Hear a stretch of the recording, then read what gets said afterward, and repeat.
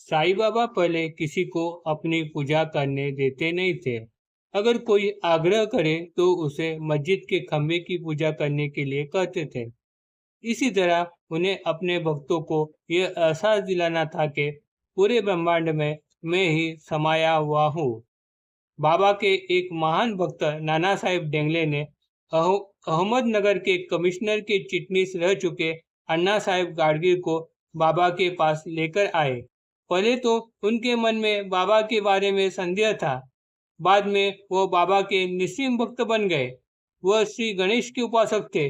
बाबा को वो गणेश स्वरूप ही मानते थे। बाबा की मस्जिद में जब वह पूजा करने आते थे तब गणेश पूजा में इस्तेमाल करने वाले दुर्वा तथा जासवंत के फूलों का पूजा की थाली में सजा कर लाते थे।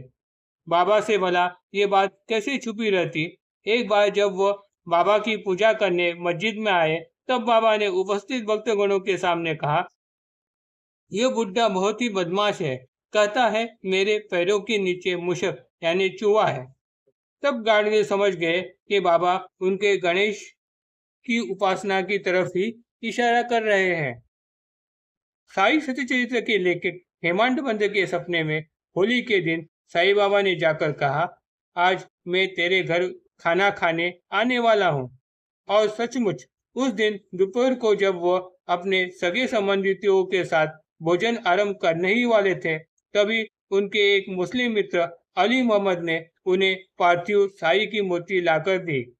आगे कुछ साल के बाद जब अली मोहम्मद रास्ते में हेमांत पंत से मिले तब उन्होंने वो मूर्ति उन्हें क्यों लाकर दी इस बारे में पूछा। तब एक चमत्कारी कथा उन्हें सुनाई।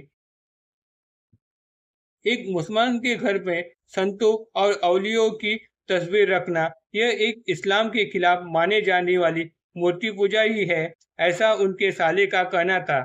इस वजह से अली मोहम्मद ने अपने बंद रखे गए घर से अपने कारोबारी द्वारा सारी तस्वीरों को मंगाकर अपने साले द्वारा समुद्र में विसर्जित करवा दी। लेकिन कुछ दिन बाद जब अली मोहम्मद अपने घर वापस आए तो दीवार पर टंगी साईं बाबा की तस्वीर देखकर वो आश्चर्यचकित हो गए।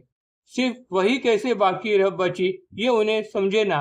अपने साले ने अगर इसे देख लिया तो वह इसे गुस्से में आकर समुद्र में फेंक देगा। यह सोचकर अली मोहम्मद ने वो हेमांत पंत वो साईं भक्त है ये जानकर उन्हें लाके दे दी।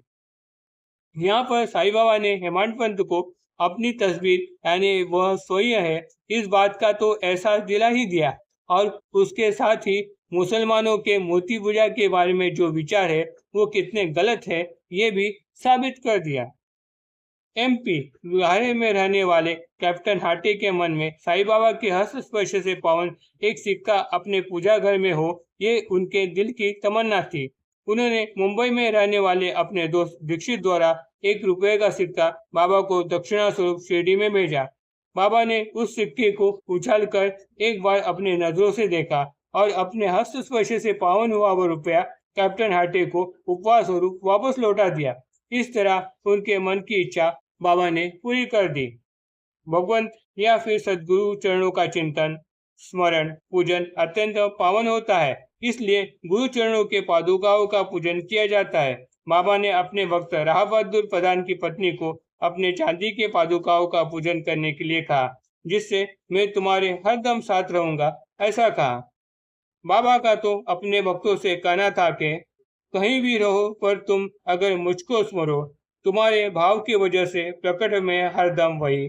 कहीं भी जाओ तुम दुनिया भर, रहूं मैं हरदम तुम्हारे साथ, क्योंकि तुम्हारे हरदम में ही है मेरा निवास।